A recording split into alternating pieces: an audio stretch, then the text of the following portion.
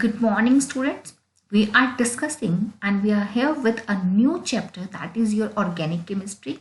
That's a new complete chapter, that the branch of chemistry which deals with the study of your hydrocarbons, right? That hydrocarbons part is comes under the organic chemistry. Organic chemistry is a vast branch of chemistry. It is in a very vast in itself, that it only includes two atoms from the 118 total elements present in the periodic table. That one which is hydrogen, and the second one which is your carbon atom only. So that's in a study of these hydrocarbons that comes under this part of organic chemistry. Actually, we are here in the starting discussing the historic part of this organic chemistry. Like the word organic means that pertains to the organs of both the animals and the plants. The meaning pertain to the organs means that something which is related to the life of a system, that pertains to the life of a substance. Like either we are talking about the animals and we are talking about the plants. They all, both the things are present in the living form, that the living forms are present. And now on the basis of this thing, that what is the origin of the compounds present. If we are talking about this origin of the compounds, then we are dividing the compounds into the two parts. The one which is the organic part, the second which is the inorganic part present. Organic part, it means the compounds obtained from the living sources like animals and the plants, specifically about the animals and the plants. And secondly, the substances which are obtained from the non-living resources like the rocks and the minerals, they comes under the non-living, and that is the inorganic substances. Those substances which we are getting from the non-living resources like the rocks and the minerals, and organic substances are those substances which are particularly obtained from the living sources like the animals and the plants. That's why its name is given as the organic substances, right? This is the organic substance. Now further, it's the introductory part of the substances. That the introductory part includes that what happened with the organic compounds, how their introduction to the world taken place. That Berzelius is a scientist, that is a Swedish scientist, Swedish chemist, in 1815 stated that the organic compounds cannot be prepared in the laboratory. He said that because some of the mysterious force is responsible for the formation, and that is not within the reach of the human beings. He is simply saying that those mysterious force which is acting over here, that is not in the reach of the human beings, and this mysterious force is further known as the vital force present among the molecules, among the atoms of a molecule. And that the theory he is given to explain that vital force and the mysterious force is known as the vital force theory, that he has given to explain about the mysterious force and the compounds, organic compounds there. He is Mr. Berzelius. He is Mr. Berzelius, very famous scientist who explains about a few things about the organic compounds, about this theory. The further to another scientist came, that is a Hohler, named that Hohler, a German chemist. He accidentally prepared an organic compound that is known as your urea. He accidentally prepared this urea in the laboratory. Urea that is usually present in the human beings, in the actually urine of the human beings as well as of the animals. Urea is present there, and that can be recovered by evaporating their urine. Actually, Hohler tried to prepare ammonia, that is ammonium cyanate. He actually want to prepare, that is, this is the ammonium cyanate formula, NH4CNO, right? And that's an inorganic compound. By heating together both the things of potassium cyanate and that is the of ammonium sulfate, the scientists want to prepare another inorganic compound in the laboratory, that is ammonium cyanate.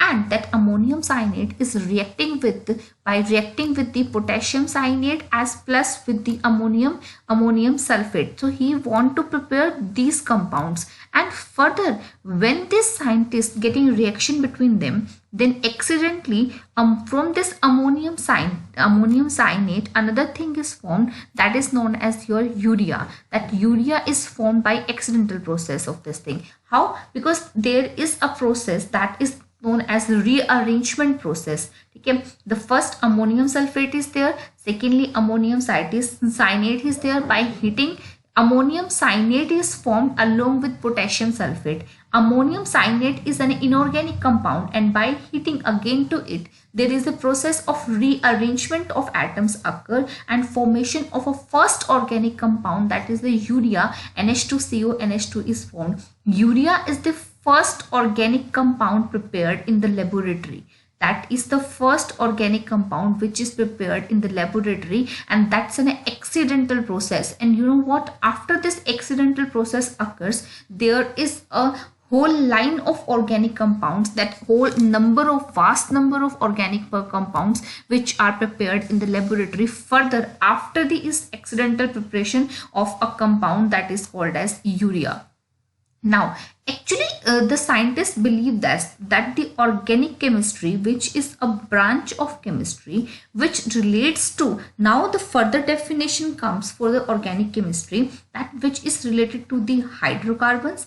It is related to the study of hydrocarbons and also to their derivatives. Now, what is the meaning of hydrocarbons and derivatives? Hydrocarbons, as I already told you, that this is the study of hydrogen and carbon atoms. And what about their derivatives here? Their derivatives means that some of the hydrogen atoms are displaced by the other atoms, like for example the oxygen, for example the nitrogen, maybe the sulfur is present there, maybe the phosphorus is present there, maybe some of the halogen atoms, that is either your fluorine, chlorine, bromine or iodine can be present along with this carbon and the hydrogen atom in the compound. So that's known as their derivatives. That this is the case of the organic chemistry present. You know what? That organic chemistry definition simply say you that it is defined as the branch of chemistry which deals with the study of hydrocarbons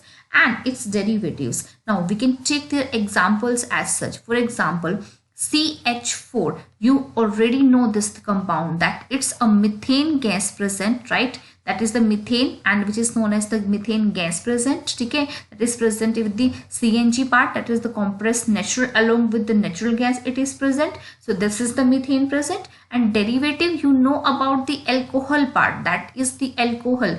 This is methanol present, which is a derivative of a hydrocarbon, because at the place of hydrogen or along with this hydrogen we have one of the another heteroatom present. Either it is oxygen, nitrogen, sulfur, phosphorus, fluorine, chlorine, bromine, or maybe it is the iodine part present, right? So this is present the that is present the your hydrocarbons along with its derivatives.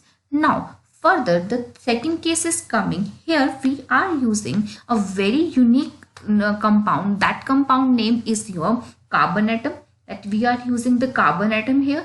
That carbon atom, and another compound, another atom we are using is hydrogen. Hydrogen atom with atomic number 1 and with its electronic configuration, that is K, L, M and up to N, that is also equals to the 1, because he is only having one electron in its valence shell, and secondly it's a known metal present, that is the known metal which is present over here, right? This is the case. Now in the case of this carbon atom, we know this thing, its atomic number is 6, and if we are talking about its mass value, that is its atomic mass, then its mass value is equals to the 12, right? Now 12 U you are taking, that is the unified mass, or maybe 12 gram you are taking, or maybe 12 AMU you are taking here, that's not a problem with this thing, right? And now if we talk about the electronic configuration of the carbon atom, so that's the K, L, M and N. 4 shells are there, right? So we have 2 and 4, that is the electronic configuration for the carbon atom. As you see there, now every atom want to get stabilized by just completing its last shell in which the last electrons are present. So here, by just looking at this last shell, we can say this thing that this L shell contains lastly 4 electrons. It means its valence electrons present in this carbon atom is equals to the 4 value. Right, the 4 electrons are present in the valence shell, so we can say that the valency of this carbon atom is equals to the 4. Right, this is the case. Now next case is that in that organic compound, in the carbon atom here, the 4 valence electrons are present in the lastly, and furthermore, to get balanced completely, right, to get a balanced situation completely, secondly, after this balancing, if this carbon want to get its complete last shell to be filled complete, right, like that is the L shell to be filled complete, it must contain the 8 electrons in it, because we know this thing that the K maximum will have 2 electrons, L shell maximum will have 8 electrons, and then again M shell maximum will have 8 electrons, and N shell maximum will have the 18 electrons inside it. So here we want to complete the L shell completely, so it means that we want to enter the 8 electron to this L shell. Okay, now we have the electronic configuration of the carbon atom as such. The K maximum of 2 it will have, the L maximum of 4 it have, but he want to complete it with the 8 electron. It means extra of 4 electrons, that extra of 4 electrons that shell requires here over here, right? So how this extra of 4 electrons getting by this carbon atom? That's the unique property of this carbon atom. That's why, because of the presence of this unique property, this carbon atom will show you maximum number of compounds formed by it. Actually, many of the organic compounds were known nowadays, and we cannot imagine our life without these organic compounds, because we know this thing, as the name suggests to them, both organic compounds in starting they are found in the living substances,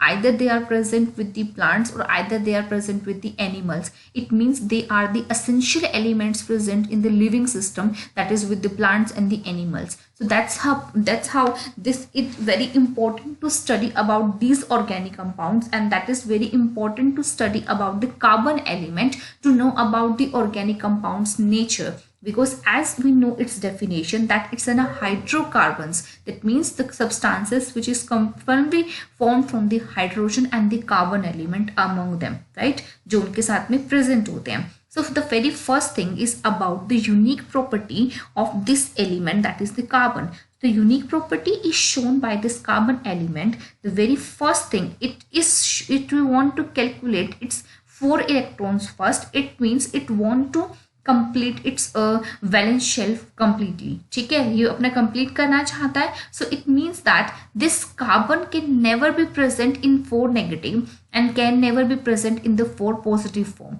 What it means to that 4 negative and the 4 positive form? This 4 negative form means that the carbon is not gaining 4 extra electron, because the negative charge will come when the any atom will gain electrons, right, and this positive charge will come when any atom is losing its electrons. This is the case present. But here the thing is that the carbon will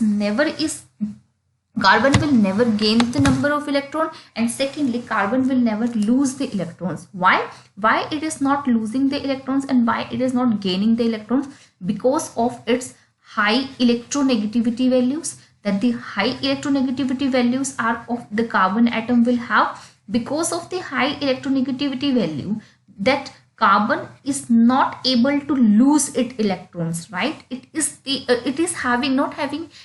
will have the capability to attract the shared pair of electrons towards himself, right? So that it will never gain such a large quantity of electrons because of the second problem with him. Because carbon, as we know this thing, the number of electrons and the number of protons are equal in an atom. It means 6 electrons this carbon will have, and the same to that 6 proton will have. So here this 6 electron value which is present, if we are just creating here 10 electrons, because 4 electrons we required in extra, so now the new electron count become 10 here, but the proton count will remain the same. That is, only the 6 positive charge is present to balance the 10 negative charge over here. So that 6 positive charge present is in a very less quantity, and that is not in a property, or that is not that ability of this 6 positive charge to balance this extra 4 electron by them. So that is the reason they are not gaining the 4 extra electrons, and they are not come up in the stage of C4 negative. That is not possible for the carbon atom to gain 4 extra electrons with them. Okay, I hope that is the fine with this thing, and please correct this thing here, that it is not having the high electronegativity. Actually, the carbon atom here have a low electronegativity value, right? This is the case present where this carbon does not contain a C4 negative value. Now, the second case, why this carbon atom does not contain a C4 positive value?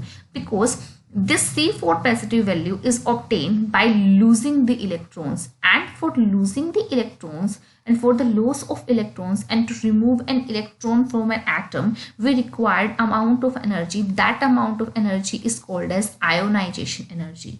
Ionization energy is defined as the amount of energy which is required to remove an electron from an isolated gaseous atom. That is called as the ionization energy. And that ionization energy required in the case of HC4H positive ions is very high in that case. That's why we are not that much able to provide such a high amount of energy to that carbon atom, so it can present here in the form of C4 positive. So that is also not possible for an carbon atom to be present in the stage of carbon 4 positive as well as in the stage of carbon 4 negative. That's up. Now, the carbon want to complete its last valence shell.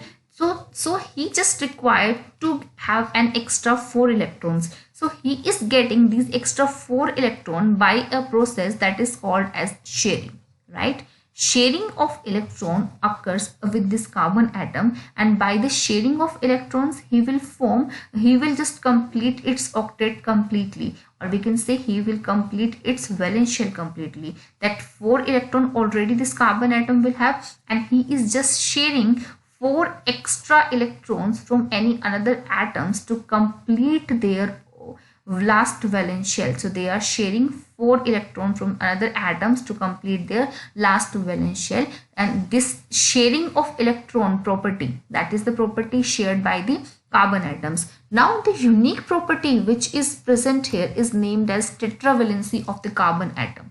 This unique property is known as the tetravalency of the carbon atom. This property is known as the tetravalency of the carbon atom, right? And that tetravalency simply means that the carbon can only contain 4 bonds, right? Because it only required 4 extra electrons. That's why it's only formed the 4 electrons, and carbon can get only 4 electrons from any another of the system, from any another of the atom. That's the case here, right, with this tetravalency of the carbon atom. Okay, here the another property shown by the carbon atom, that is also a very important property shown by these atoms, is the catenation property. Now, the catenation property is the self-linking property of the carbon atoms, leading to the formation of the long chains, branch chains, and the rings of the carbon atoms. You know what? Understand the meaning of this organic chemistry. It is the study of hydrocarbons and their derivatives. Now, to study the hydrocarbons, that is hydrogen and a compound which is containing the carbon atom only. Hydrogen, that's a very simple compound to learn and the study, that is with atomic number 1, and that's having a mass number value also equals to 1. But carbon, to study this compounds value, that why such a vast variety of organic compounds are present there, we need to study properly the carbon atom, that this carbon atom with a very small atomic number, that is 6, with a very small atomic mass, that is 12. Why? What are the properties, what are the unique features of this carbon compound, that it will show you such a vast variety of the organic compounds, or such a vast important compounds that we cannot imagine our life without these compounds. So the very first tendency is that that carbon atom can only show a maximum covalency of 4, and it means this carbon atom show you the maximum formation of bonds, that is equals to 4. That is known as its tetravalency of the carbon atom, that it will show a valency of 4 electrons, right? Now second important property is the catenation property, which is known as the self-linking property of the carbon atoms. Self-linking means that they can combine with themselves, one carbon, second carbon, third, 4, 5, 6, 7. You can even take them to an infinite value, then they can all the atoms can combine with each other up to a infinite number. So that's the property of a catenation, that is the self-linking property of the carbon atoms among them. And due to that self-linking property with each other of the carbon atoms, they can form very long chains of the carbon compounds. They can also form the branch chains, and they can also form the rings of the carbon compounds. Later on we are taking their examples also.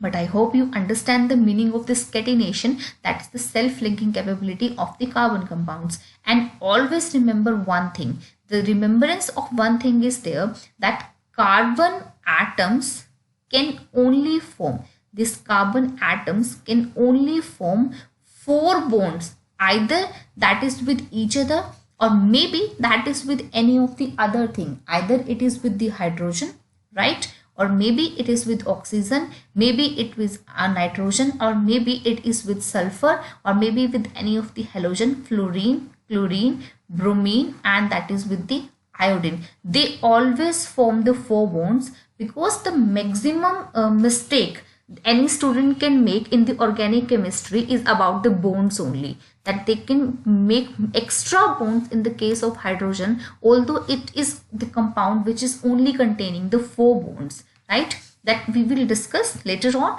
The first thing we are discussing here about the different kinds of that the bonds present, different kinds of the structures present, that maybe the straight chains are there, okay? If the straight chains are present, so it simply means that the carbon, it is containing the straight chains with the carbon atoms, along with the carbon atoms, and every carbon atom has 4 bonds. Suppose we are talking about this, 1 bond is present for this carbon number 1 bond is present with this carbon, rest 3 bonds may be present with any of the thing. Here we are not showing the 3 extra bonds that the atom present here, but I am just taking them in the blank form, that yes, the bonds are there, the bonds are there with which atom, that we are not deciding here, because we are not showing you the perfect example. I just provide you a statement for the straight chains only, right? And with this second number carbon atom, the 2 bonds are present, one is with this carbon, one is with the carbon number 1, right? Now extra 2 bonds he required. For the third, one is with the 4th number carbon, one is with the 2nd number carbon. Here it's also required the 2 extra bonds. With the 4th number, one with 5, one with 3, so 2 extra required. Then with number 5, one with 6 and one with 4, and 2 extra it will require. Now with the 6th number carbon, only it have 1 bond with the 5th number carbon. It means 3 extra bonds are also coming to complete its valence shell and to complete its tetravalency, right? So remember always this thing, that every carbon atom must containing 4 bonds in the organic compounds, right? Now the second thing we have after the straight chain, that the branch chain are also present here. These branch chains means that in the straight chain, now the atoms are present as such that a branching must be there. Either it is with the help of one carbon atom, or maybe it will the help of another carbon atoms, that the branching is present there. So So always remember about the number of bonds with the carbon atom, that it is containing 1, 2 and 3, 1, 2, 3, 4, 1, 2, 3, 4, every carbon atom containing the 4 bonds here. After this branch chain structures and after this straight chain structures, we have cyclic structures also. That cyclic structures contain, this is the cyclic form now. The cyclic structure is present there. This cyclic means the closed rings present, 1, 2 and 3. Now close this ring with this bond. Here these lines, these solid lines are presenting the bonds which is present between the carbon atoms, because now we are showing a structure. If I am writing like this, no, the bond is present in a very small, I just show this solid line in a small segment. It is not giving you a clear picture of the compound. That will create a messiness. So here we can create long bonds also. The long lines, solid lines also represent you the bond present among them. So as you see, this carbon number 1, it is containing one bond with this carbon number 2 and third with this, right? One with carbon number 3 and one with carbon number 2. Now he requires 2 more bond. So that's the 2 more bond there.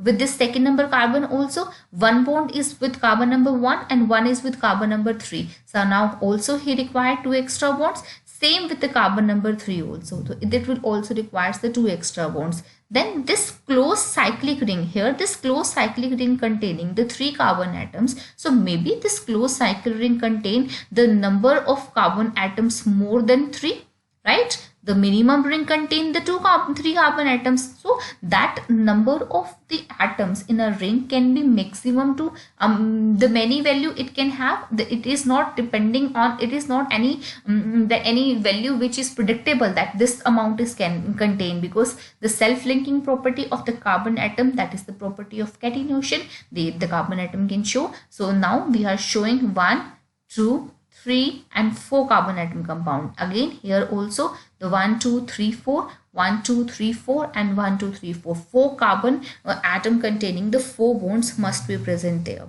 right?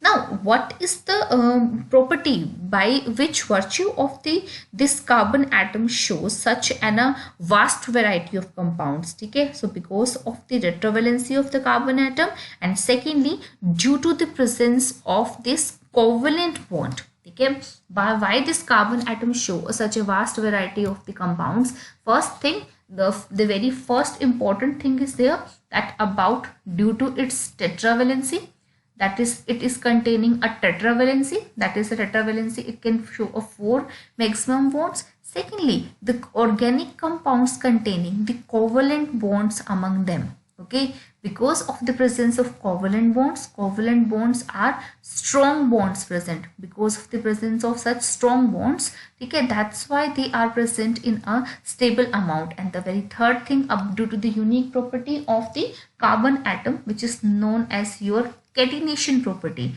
Due to that property also, these compounds are showing such a vast variety of compounds. Now, as its definition say you that it is the study of the hydrocarbons.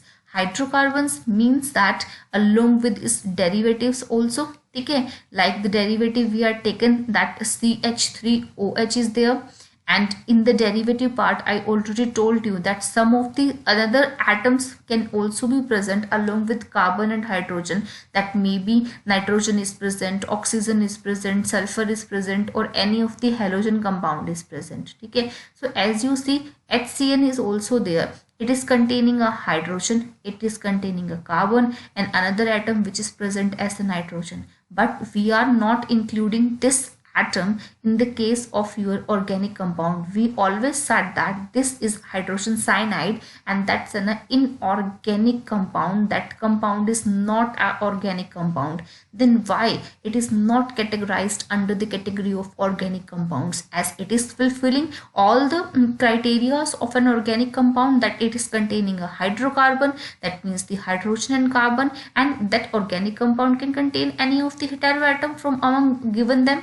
So it can contain any of the heteroatom, maybe the nitrogen one. Then why it is categorized under the category of the inorganic compounds?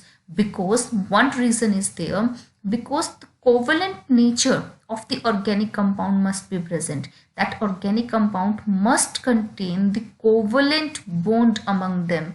So that's the reason we cannot conclude this HCN which will contain an inorganic bond with them, that it is not containing inorganic bond, or we can say that it is containing an ionic bond. Actually inorganic, not a bond here, that's an inorganic compound. We can say that it is containing an ionic bond.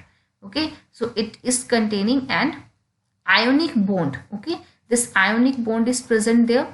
Due to the presence of this ionic bond, this HCN is containing an ionic bond, and its HCN is included in the inorganic compounds, not in the organic compounds.